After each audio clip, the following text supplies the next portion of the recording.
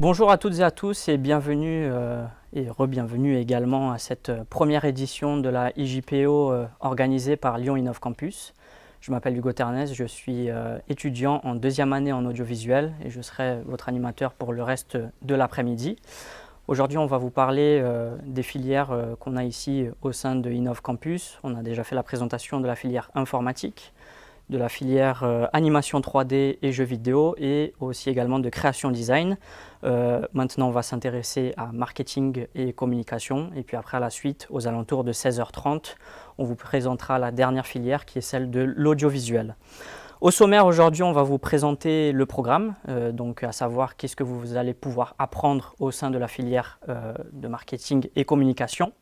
On parlera avec deux étudiantes qui vont nous donner leur expérience par rapport à la filière, de savoir comment elles le vivent en tout cas et de ce qu'elles ont pu apprendre en tout cas et monter en compétences par rapport à ce qu'elles ont pu faire depuis le début de l'année. On parlera également des White Days, qui est un cru et une spécialité ici à Innov, mais plus particulièrement à Lyon, parce que ça existe aussi dans d'autres campus, mais de façon différente. Et on parlera aussi des inscriptions des prochaines étapes. Donc n'hésitez pas, si vous avez des questions via le chat, envoyez-les nous. Aussi, vous avez sur la description un lien dont vous pouvez parler avec les chargés d'admission qui pourront répondre à vos questions complémentaires également. Donc n'hésitez pas à nous en faire part et on répondra à tous vos besoins en tout cas. Aujourd'hui, j'ai le plaisir et privilège d'avoir deux invités avec moi, mais ils vont continuer évidemment à arriver. J'ai Mathias Camp qui est chargé d'admission. Bonjour Mathias. Mathieu, pardon. Bonjour Hugo, bonjour à tous. Et j'ai Cyril Babot aussi qui est directeur de Lyon Innov Campus. Bonjour. Bonjour Hugo, bonjour à tous. Première question pour vous. Quand on parle de Lyon Innov Campus, à quoi est-ce qu'on pense? Qui sommes-nous en soi? Qui sommes-nous? Eh bien, Innov, au départ de sa création, avait et a toujours pour ambition de former nos jeunes apprenants, nos jeunes talents d'aujourd'hui et de demain aux métiers en lien direct avec l'évolution économique que le monde connaît, à savoir le numérique. Alors, le préambule de départ peut paraître un peu vaste, mais de manière très pragmatique, de quelle manière cela se matérialise? Eh bien, avec les 5 filières académiques que vous avez rappelées tout à l'heure, qui sont l'IT, l'ingénierie informatique, le marketing communication qui nous intéresse au plus haut point sur leur avenir, la création design, l'animation 3D, jeux vidéo et également l'audiovisuel. Donc ça peut paraître 5 filières distinctes les unes aux autres comme ça sur le papier, mais finalement avec les explications de Mathieu et des deux autres invités tout à l'heure, on verra qu'il y a beaucoup d'interconnexions entre elles. D'accord, parfait. Et beaucoup de personnes ont posé cette question pendant le live et c'est une question qui revient assez récurremment. Depuis combien de temps est-ce que Innov existe, en tout cas ici sur Lyon? Oui, vous avez raison, c'est des questions qu'on a souvent en JPO, mais de manière plutôt classique, physique. Innov a plusieurs années d'existence derrière elle, effectivement. Quelques chiffres pour témoigner de cela. Sur cette rentrée académique de septembre 2020, nous avons eu plus de 12 000 anciens diplômés. Voilà, donc 12 000 alumni. Les 6 campus en France ont accueilli plus de 5 600 étudiants.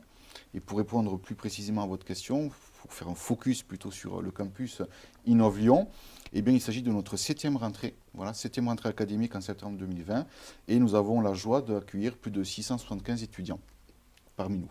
Voilà. Parfait. Merci beaucoup, Monsieur Babot, et au plaisir de Merci beaucoup, Hugo. reparler avec vous, en tout cas pour la filière audiovisuelle. On en reparlera tout à l'heure. Bonne continuation. Merci. Mathieu, question pour toi Oui. par rapport à la filière marketing et communication. Quand on entend le terme marketing et communication, des fois ça peut paraître très vague pour certaines personnes. Quand on parle du terme exact, en tout cas, à quoi on pense en soi? Et à quoi est-ce qu'on peut l'affilier? C'est vrai, vous avez raison. Ça peut paraître parfois un petit peu flou, le marketing et la communication. Ça peut paraître difficile à définir. Le marketing consiste en mettre en adéquation à la fois l'entreprise, un produit ou un service et le consommateur. Donc le chargé de marketing est un vrai stratège. Son rôle, eh bien, c'est donc de pouvoir élaborer une véritable stratégie pour connaître à la fois son client et lui proposer le bon produit. Quant à la communication, elle découle directement du marketing. C'est donc la création d'un contenu visuel et ensuite l'élaboration d'une stratégie qui consiste à choisir les réseaux sociaux pour communiquer ou bien le web pour communiquer, puisque nous, chez Innov, Cyril l'a dit tout à l'heure, nous sommes une entreprise, une école du numérique, et donc nos étudiants sont formés aux outils digitaux. Parfait. Laurine nous a rejoint en tout cas. Bonjour Laurine. Bonjour. Quand on parle de marketing et communication, la question peut se poser à la maison, les parents qui regardent, étudiants aussi également. Qu'est-ce qu'on apprend concrètement quand on vient à Innov et qu'on est dans la filière marketing et communication? Moi, j'étais sur la rentrée de 2021, donc on peut dire que je viens de commencer les cours à peu près. Mais dans le peu que j'ai déjà commencé, on apprend à peu près les informations de base pour commencer. On nous apprend un plan marketing tout d'abord, après on fait des études de marché. Mais ça reste quand même ça reste très concret. On ne part pas dans dans différents points qui sont assez externes, où on peut se perdre. Moi, personnellement, je suis allée dans cette école-là justement pour faire du concret. Donc globalement, les matières me plaisent bien. On apprend, j'ai pas encore eu de cours sur ça, mais Photoshop et Adobe.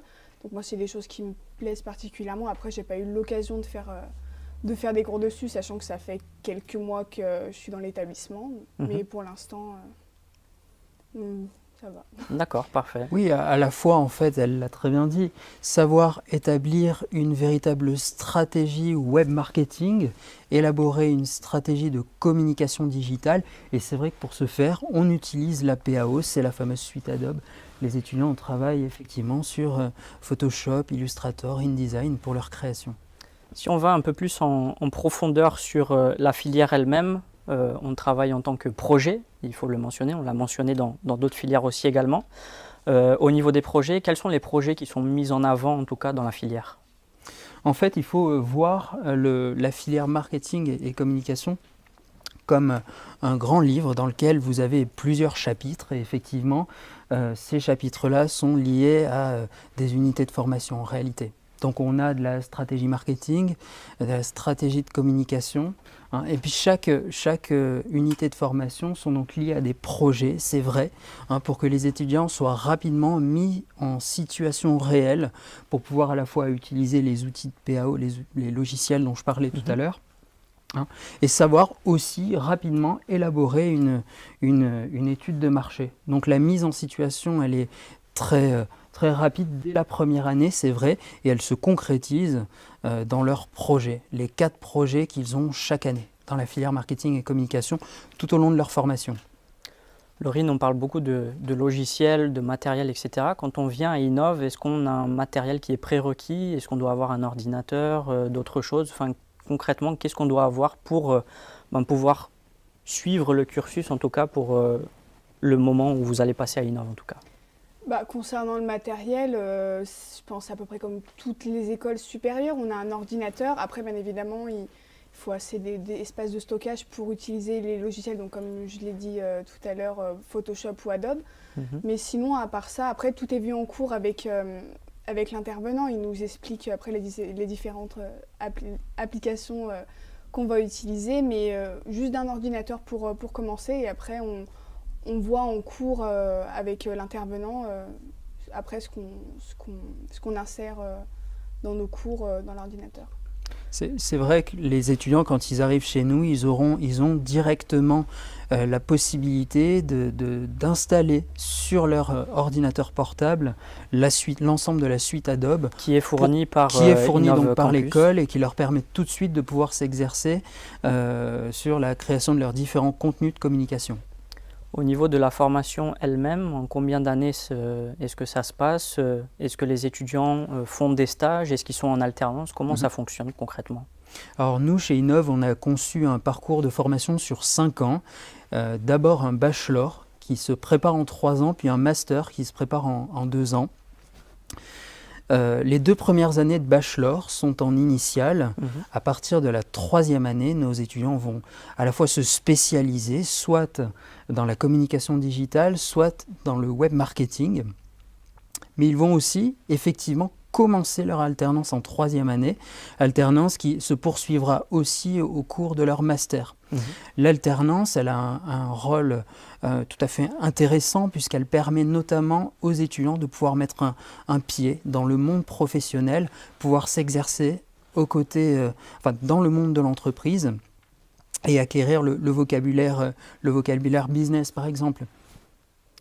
Au niveau, parce qu'on parle d'entreprise, on parle de marché de l'emploi, au niveau des débouchés, quand un étudiant ou une étudiante vient à Innov en marketing communication, sur quel type de débouchés est-ce que ça peut apporter et où est-ce qu'une personne peut s'en aller, en tout cas quand on vient ici en marketing communication?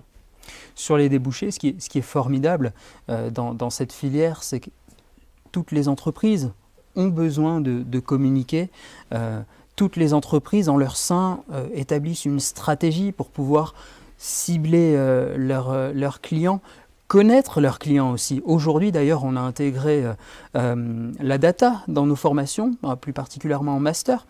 Les entreprises collectent beaucoup d'informations par rapport à leurs clients pour pouvoir en savoir davantage et pour pouvoir ensuite leur vendre le bon produit au bon moment.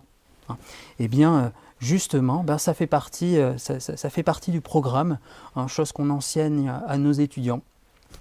Pouvoir exploiter les données et pouvoir aussi bénéficier d'un programme qui donc s'adapte aux nouvelles technologies, aux nouveaux usages qui sont présents aujourd'hui dans le monde de l'entreprise. Laurine, au niveau des étudiants ici à Innov, comment ça fonctionne un planning? Donne-nous un petit peu un planning type que tu peux avoir toutes les semaines. Est-ce que c'est en demi-journée? Est-ce que c'est toute la journée? Comment se construit en fait de semaine en semaine ou de mois en mois? Alors il faut savoir que chaque mois, en fait, nos emplois du temps changent. Donc ça fonctionne toujours par demi-journée. Donc ça peut être, par exemple, moi mes cours, ce mois-ci, je fais 14h à 18h. Mais le mois prochain, je ferai de 9h à 13h.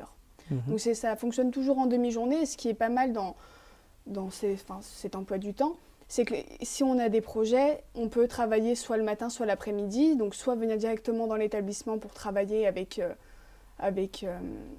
les autres étudiants, donc avec qui on a le projet. Et après, je parle avec les mesures sanitaires, bien évidemment. C'est moi ce que j'ai remarqué en salle de pause notamment. On n'est pas trop entassés, c'est ça qui est bien, les cours sont assez bien dispatchés. Après il y a bien évidemment ceux qui sont en alternance, mais ceux qui sont en initiale, on se croise pas. Après j'ai jamais vu de gros rassemblements, que ce soit dans les couloirs ou dans les salles de pause. Si je peux compléter effectivement sur la pédagogie, c'est vrai que chez Innov on a choisi un rythme en demi-journée. C'est vrai, ça concerne plus particulièrement les étudiants de bachelor 1 et 2 qui sont en initiale. Si on a choisi ce rythme-là, c'est pour deux raisons principales. D'abord, parce que personne n'aime être en cours de 9h à 17h à suivre,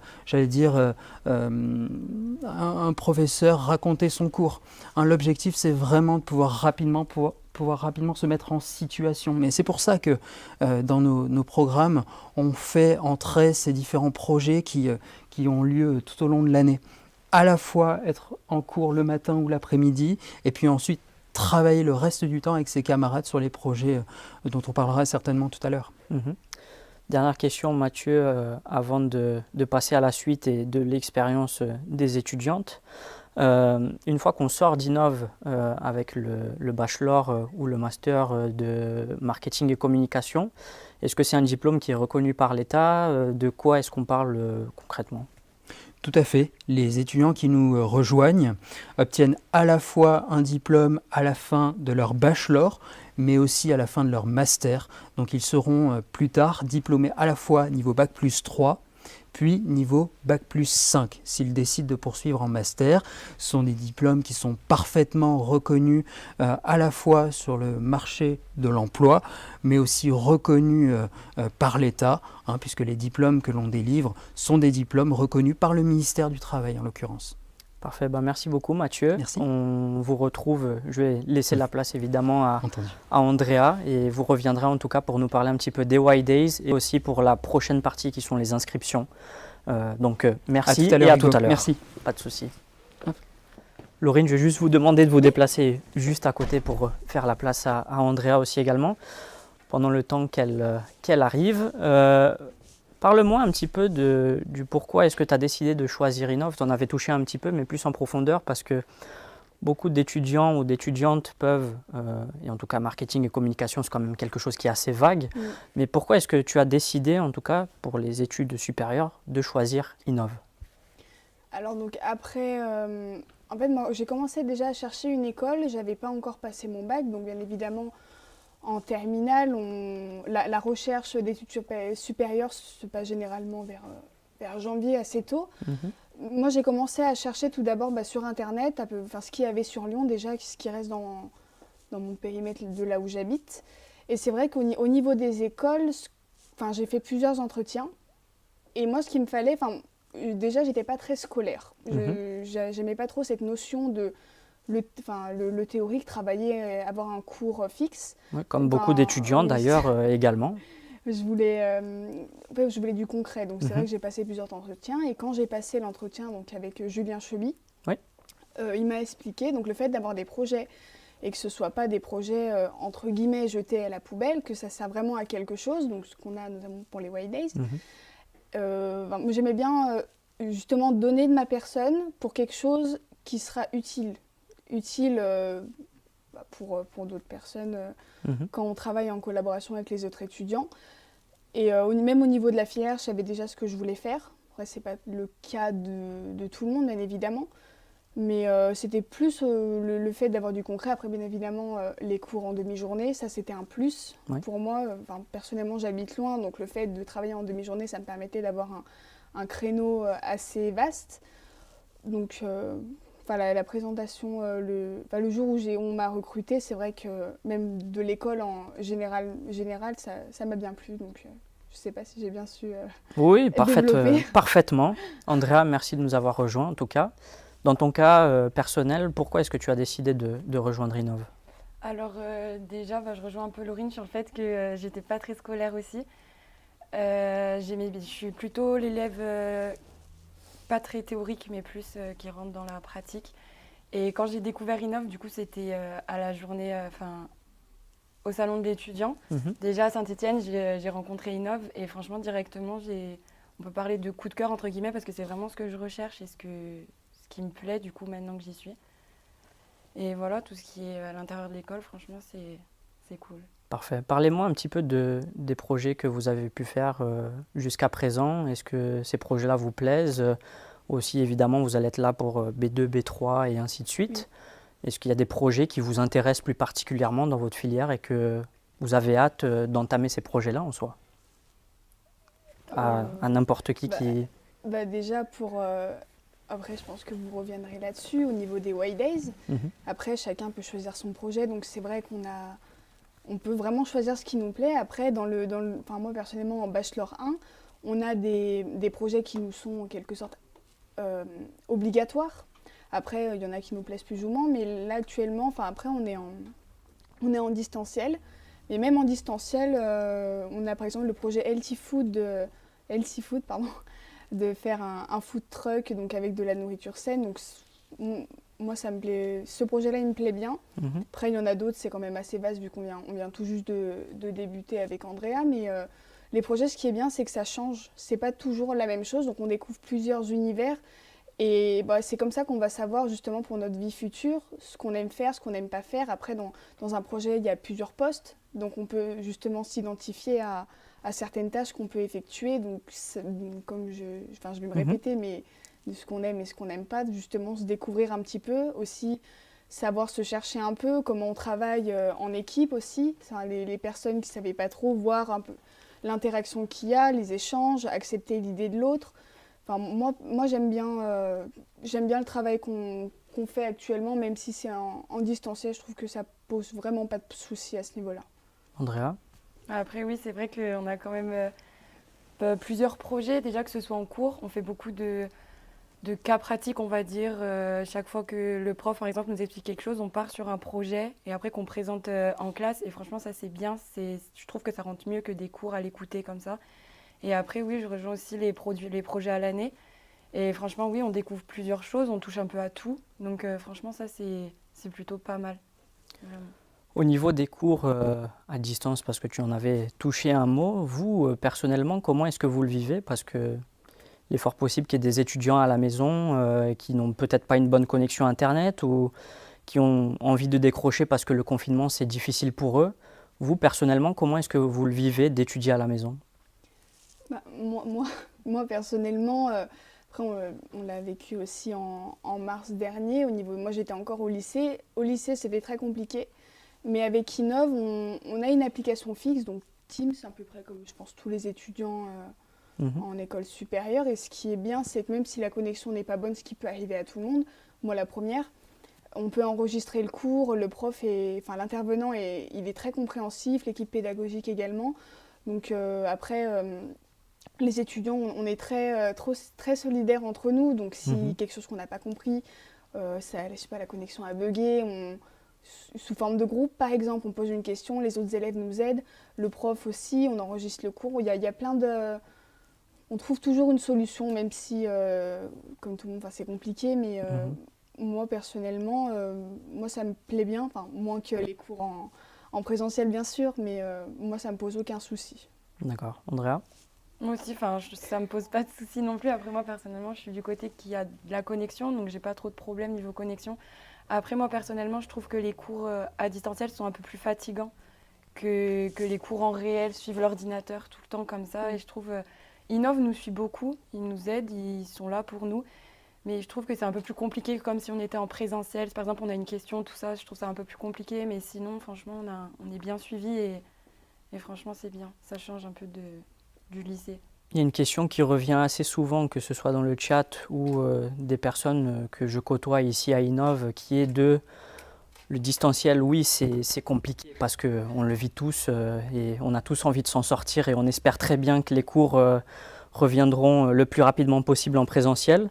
Mais est-ce que vous estimez, en tout cas, votre cas personnel ou de votre classe ou de la filière informatique, que ce soit B1, B2, B3, etc., est-ce que vous trouvez que vous montez toujours en compétences ou pas par rapport à ce que vous faites parce que vous avez eu quelques cours en présentiel ou pas du tout?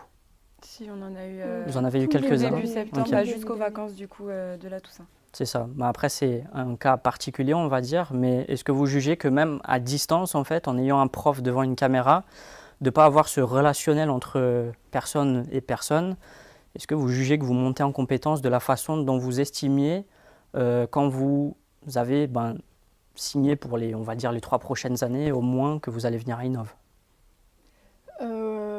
Après, on a bien évidemment le prof, donc je pense que c'est le cas pour tout le monde. Le prof parle, tout le monde ne met pas sa caméra, tout le monde enlève le son. Donc c'est vrai qu'au niveau interaction, sur le cours, je parle sur le cours, il n'y a pas forcément d'interaction. Donc ça veut dire que le prof fait son cours, après il demande s'il y a des questions. Bon, généralement il n'y en a pas.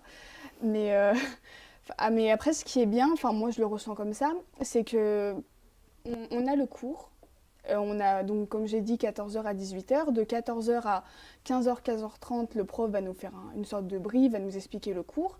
Et après, dans la deuxième partie de l'après-midi, on va être donc en groupe pour faire nos projets. Mais ce qui est bien, c'est qu'on prend en compétences, mais avec les autres.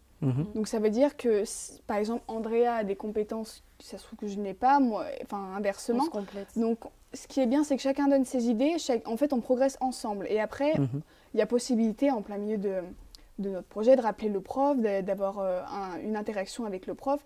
Donc moi, j'ai pas l'impression de prendre en compétence durant le cours, mais vraiment en projet, donc quand tout le monde met ses idées côte à côte, et c'est vrai qu'on apprend des autres. Ok. Même cas pour toi, Andrea? Ouais, c'est pareil, je la rejoins. Je pense que même si on est en confinement, si on est à distanciel, on arrive quand même à prendre de la compétence, déjà de l'aide aux autres, et les profs quand même sont là, ils nous apprennent quand même des choses, même s'ils sont pas là et qu'il n'y a pas vraiment d'interaction. Mais oui, on prend quand même un peu de compétences grâce un peu au projet. Dernière question pour vous deux avant de passer aux White Days, que je pose à tous les étudiants qui viennent par ici. Une fois que vous avez fini, vous venez à peine de commencer de toute façon, mais je poserai la question quand même. Une fois que vous avez fini votre programme de marketing communication, est-ce que vous avez un métier que vous avez fixé en tête et que vous voulez faire absolument?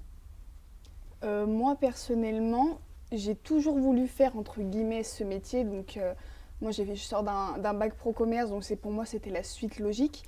Mais vu qu'on travaille le marketing et la communication, être justement responsable dans une entreprise, de gérer ce que j'ai appris, donc du coup après mon master pendant 5 ans, et d'être justement responsable soit de la communication, soit du marketing. Donc c'est ça, au fur et à mesure des années, je vais voir ma préférence, et pourquoi pas cumuler les deux.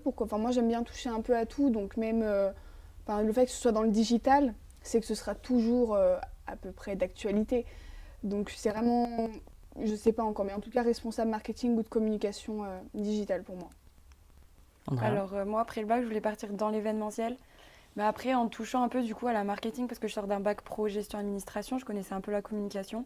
Et ici, en touchant au marketing et tout ce qui est digital, j'aimerais bien m'orienter, découvrir un peu le métier marketing d'influence, communication digitale, tout ça, peut-être dans mes stages ou dans mon alternance. Et franchement, c'est quelque chose qui m'attire beaucoup. D'accord, parfait. Merci Laurine en tout cas. Je vous en prie. On va laisser la place maintenant à Mathieu qui va revenir pour les White Days. Andrea, tu peux te mettre à la place de Laurine. On va poser la première question habituelle et Mathieu, vous pouvez enlever votre masque. Ah oui. En soi, il n'y a pas de souci, on vous en donnera au niveau du micro aussi également. Très bien. Au niveau des White Days, Andrea, qu'est-ce que c'est concrètement les White Days pour toi? Alors pour moi, les White Days, c'est une journée par semaine. Enfin après, ça dépend dans quel groupe on est, mais c'est une journée par semaine, où on se réunit du coup par projet. Donc en fait, les projets réunissent toutes les filières, toutes les années.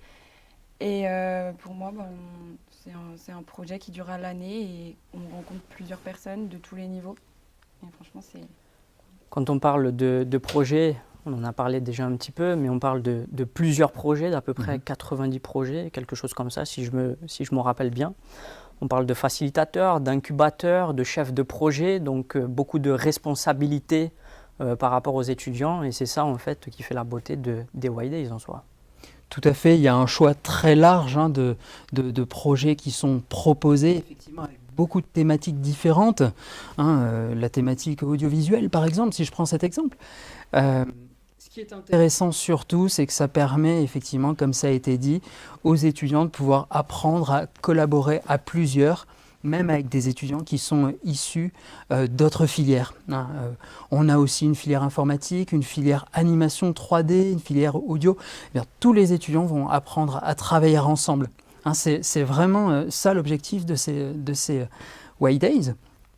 Et comme dans une entreprise, finalement, eh bien, on essaie de recréer un petit peu la même atmosphère.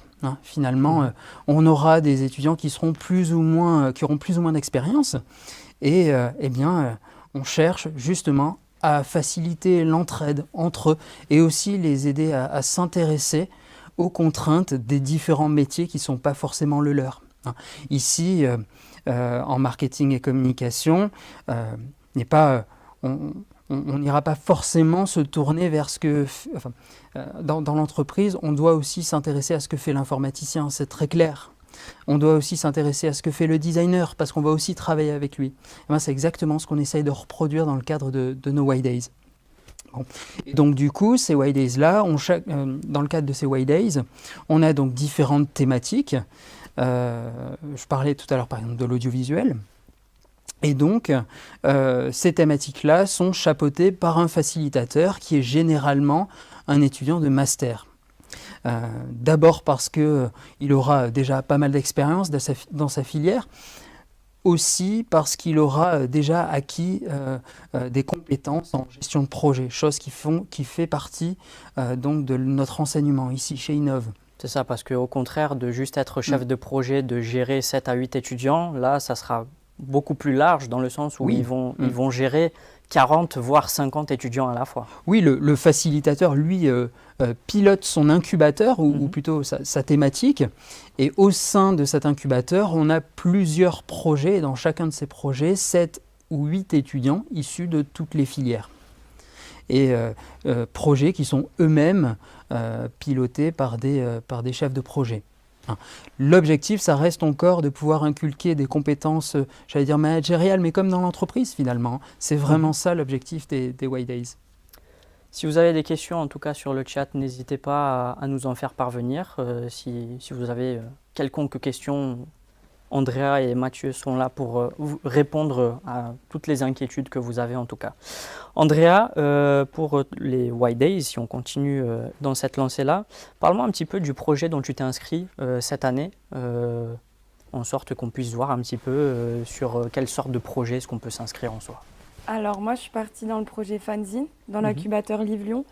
Donc Fanzine, en fait, nous, notre projet à l'année, c'est à la fin de l'année faire un fanzine et au fur et à mesure, avant d'arriver jusqu'à faire notre fanzine, à peu près tous les mois, on va sortir une affiche sur l'actualité underground de Lyon, tout ce qui est street culture, tout ça.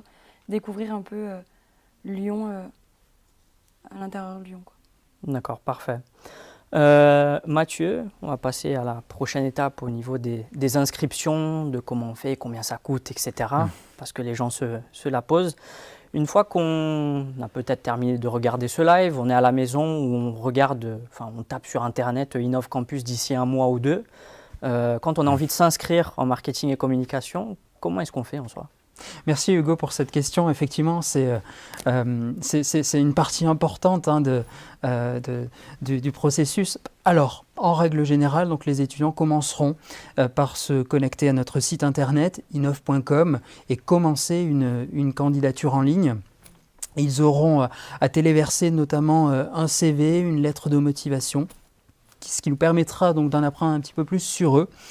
Et donc on les recontactera après cela pour pouvoir en savoir un petit peu plus sur leurs objectifs, sur leurs attentes aussi vis-à-vis de notre école. Si on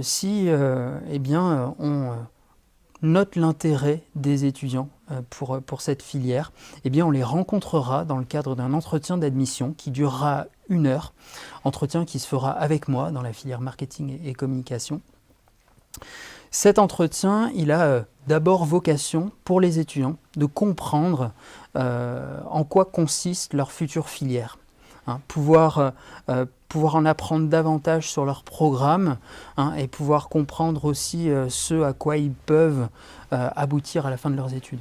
Ça, c'est un échange c'est entre un véritable étudiants échange. et aussi chargés d'admission pour savoir aussi si cette filière-là est la bonne pour vous, en tout cas, ou si ce n'est pas la bonne, on peut vous acheminer envers une autre école ou envers une autre filière en soi. Oui, aussi, et inversement, effectivement, cet entretien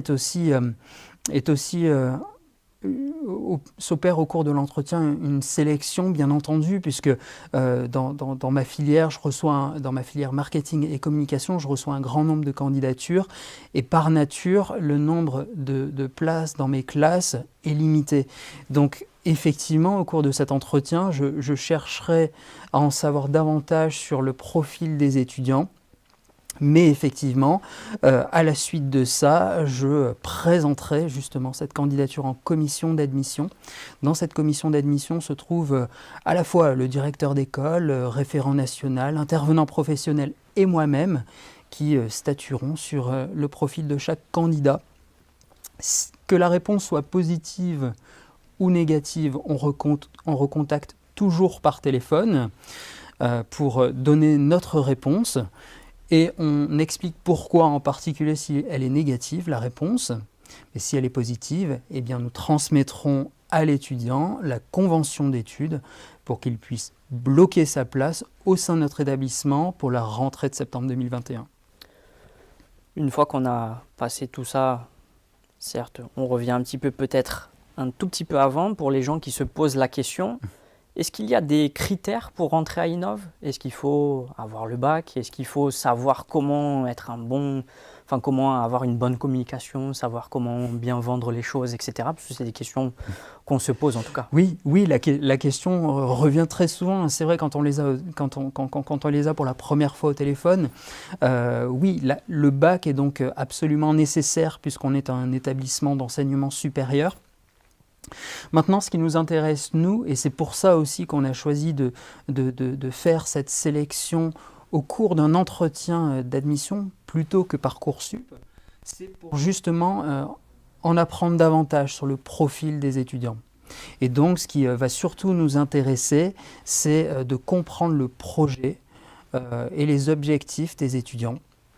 Mais au-delà de ça, on est aussi une école du numérique et on recherche aussi chez nos étudiants une appétence, un goût pour le digital, parce qu'on en a parlé tout à l'heure, les projets White Days ou même les projets filières, eux demandent justement de s'impliquer de s'impliquer à la fois sur l'utilisation de leur logiciel, mais aussi d'être curieux de ce que font les autres étudiants dans d'autres filières, l'informatique, l'audiovisuel, l'animation 3D.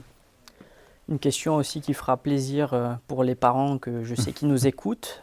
Au niveau du coût de la formation, c'est une question un peu taboue, mais il faut la poser quand même de toute façon, parce que c'est la vérité des choses en tout cas.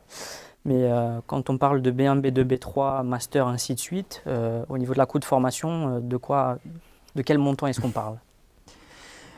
Alors, à partir de la 3e année, on en a parlé tout à l'heure, les étudiants commencent une alternance. La Bachelor 3, Master 1, Master 2, donc c'est l'entreprise qui financera la formation. En revanche, c'est vrai, les étudiants doivent se poser la question du financement pour leur première et deuxième année qui sont en initiale. La première année en marketing et communication est proposée à 6 900 €, 7 500 € pour la deuxième année. Parfait. Donc ça, c'est effectivement à prendre en compte. Ok, super. Ben, merci beaucoup Mathieu. Merci. Merci beaucoup Andrea. Merci. Merci à Laurine, à Cyril Babot en tout cas.